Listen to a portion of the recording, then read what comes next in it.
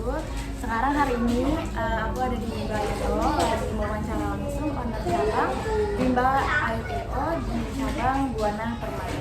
Buat kalian yang pengen tahu gimana sih Bimba IPO ini, pengalamannya apa, gimana caranya menjalankan Bimba IPO, langsung kita tanyain sama owner. Selamat pagi Miss. Selamat pagi.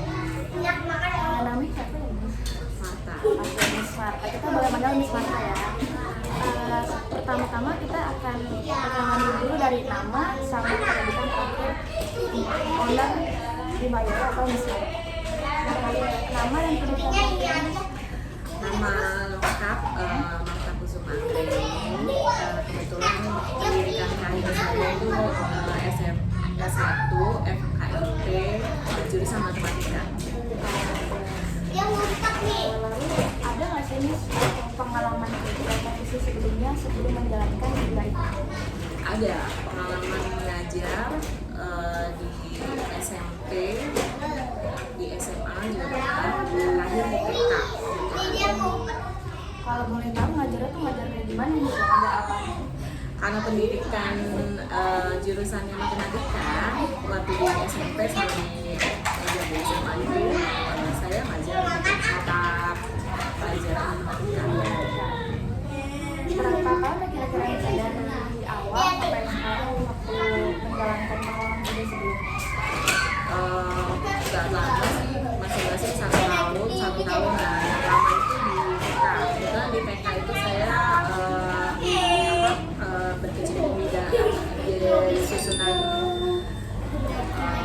sebagai bendahara sekolahnya. Di samping itu juga ngajarnya itu kebetulan dipercayakan belajar bahasa Inggris waktu di TK. Itu lama juga, sekitar 3 tahun. 3 tahun. Lama juga ya. Terus tahun berdirinya Bimba IPO ini berapa tahun sih? Tahun berdirinya Bimba ini 2013. 2013. Alasan kenapa sih Miss Marta ini mau buka Bimba IPO? Kenapa pengen Bimba IPO?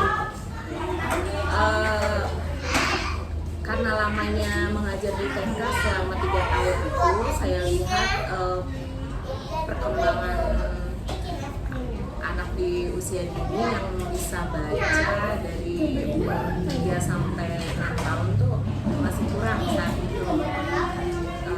Terus melihat ada franchise di IPO untuk anak usia 3 tahun sampai usia SD, saya tertarik gitu karena menarik, anak-anak usia dini ini menarik sekali gitu. Untuk di Bimba IPO di cabang Buana Permai sendiri, berapa sih jumlah staf sama siswa di sini? Saat ini jumlah kepala unit, kebetulan saya sendiri kepala unit, dan guru-gurunya ada 5 untuk siswa per bulan ini 150. Karena di Bimba itu nggak tentu, setiap bulan ada yang keluar, ada juga yang masuk karena kami buka pendaftaran setiap tahun. Lalu tantangan apa aja sih Miss membuka cabang Bimba ini? Tantangannya itu untuk bagaimana anak-anak itu tetap mau belajar, datang ke Bimba setiap harinya sesuai dengan jadwalnya. Itu tantangan kita tuh gimana caranya menyemangati anak-anak untuk belajar, tetap belajar dan senang belajar di Bimba. Lalu keunikan dari Bimba IPO ini dibanding sama Bimba lain itu apa sih Miss? Di Bimba ada metode, kita pernah menggunakan modul. Cuman dia di samping belajar modul, bermain modul, biasanya kita tambahkan, kita sisipkan materi di buku tulis mereka. Banyak yang kita berikan di buku tulis itu biasanya tambahan materi apa yang mereka masih kurang gitu.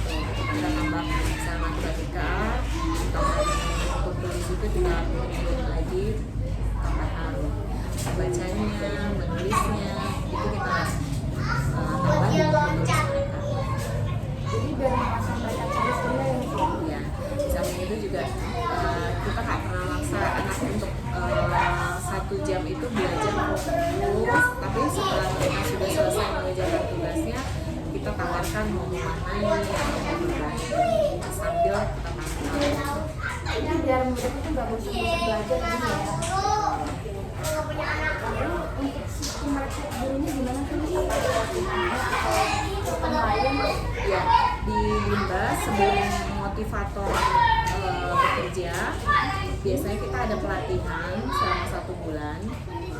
Itu pelatihan khusus dari pusat. Jadi ada training. Kebetulan saat ini sejak COVID itu training dilakukan secara online. Selanjutnya setelah motivator kita training dasar namanya, lanjut ke magang. Di situ baru dilihat apakah motivator ini bisa sesuai atau masih ada kekurangan. Dan di situ dievaluasi baru diputuskan apakah lanjut atau tidak. Lalu untuk strategi pemasaran untuk menarik siswanya apa sih? Kami sistemnya menyebarkan brosur. Kedua ada humas itu biasanya dari wali murid ex alumni Bimba sini. Kita beli namanya humas itu menyebarkan bahwa informasi Bimba pendaftaran atau ada promo. Biasanya kita dari mulut ke mulut dari humas yang telah lulus di Bimba. Terus sosial media seperti Instagram kita ini di namanya Instagram Bimba Cimondo. Biasanya kita di situ. Proses kan Bimba di Buana Permainan gimana sih proses franchise? Apakah ada syaratnya? Lalu kalau ada itu biasanya berapa persen? Franchise-nya setiap 5 tahun kita bayar franchise. Itu setiap bulannya ada bagi hasil atau royalti ke Bimba Pusat sebesar 5% dari total SPP. Setelah 5 tahun selesai, biasanya mereka menawarkan lagi mau terus bekerja sama atau terus lanjut, kita bikin lagi perjanjian baru. Kontrak 5 tahun. Iya betul. Lalu mendaftar franchise itu gimana? Gampang sekali. Yang penting sudah ada lokasi. Dan lokasi itu syaratnya tidak boleh kurang dari 1 kilo dari Bimba yang sudah ada. Jadi jarak satu Bimba ke Bimba lain minimal 1 kilometer. Iya benar. Untuk bangunannya sendiri apakah sudah dari pusat atau di bangunan bebas, mau milik sendiri, mau sewa, mau di dalam perumahan atau di ruko itu boleh. kalau yang di Buana Permainan ini berarti milik sendiri? Kebetulan ini ruko milik sendiri. Lalu dukungan apa sih yang diberikan pusat untuk cabang? Apakah materialnya atau fasilitas-fasilitasnya? Dari cabang kita wajib menggunakan modul dari mereka. Terus setiap minggu itu kita ada namanya BBB, belajar bersama Bimba. Sistemnya online, jadi di hari Kamis itu kita kumpul bersama untuk meeting online atau apa namanya BBB itu, belajar bersama Bimba yang dipandu langsung oleh pemilik pendiri Bimba sendiri, Bapak Bambang. Apakah itu sifatnya wajib atau Sifatnya tidak wajib, cuman diharuskan. Ya nggak wajib sih. Kadang-kadang kita skip juga sih 1 bulan itu tidak 1 minggu itu tidak full kita ikuti. kalau misalkan kita tidak ikuti, apakah ada impact-nya gitu Bimba? Tidak ada. Biasanya informasi diberikan oleh humas Bimba langsung. Lalu apakah ada evaluasi dari pusatnya, tadi evaluasi per bulan, per tahun, terus apakah sistemnya masih sama atau beda? Ada monitoring dari Bimba setiap bulannya. Mereka datang mengecek langsung keadaan murid, keadaan unit seperti apa atau ada kendala di dalam sistem mengajar, kita datang setiap bulan. Sebulan. Lalu kalau udah evaluasi, biasanya kepala pusat itu atau pusat dari Bimba itu ngapain sih? Ada laporan secara online setiap bulannya ke pusat, masalah data yang kita berikan kepada apa namanya itu ya, mentoring yang datang ke unit itu kita laporkan juga secara online. Oke.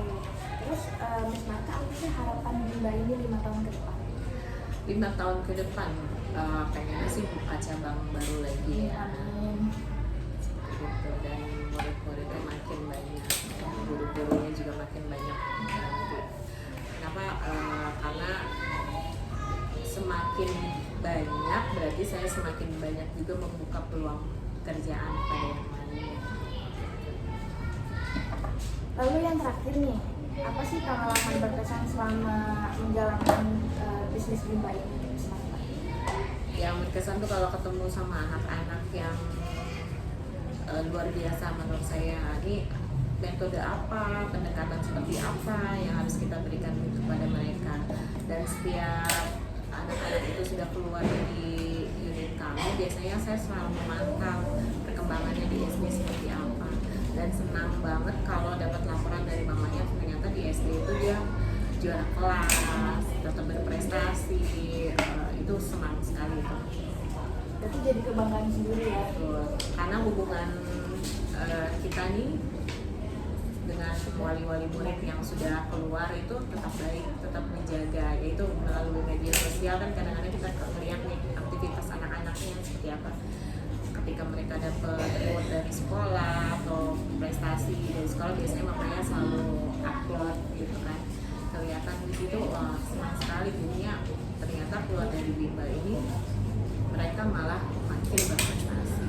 Jadi masih menjalin silaturahmi, terus apalagi yang udah keluar masih ingat gitu sama Miss Marta? Iya betul, sama kita malah di hari guru kadang-kadang mereka datang ke sini walaupun anaknya udah kelas 2, udah kelas 1, masih ingat gitu, masih mengucapkan selamat hari guru.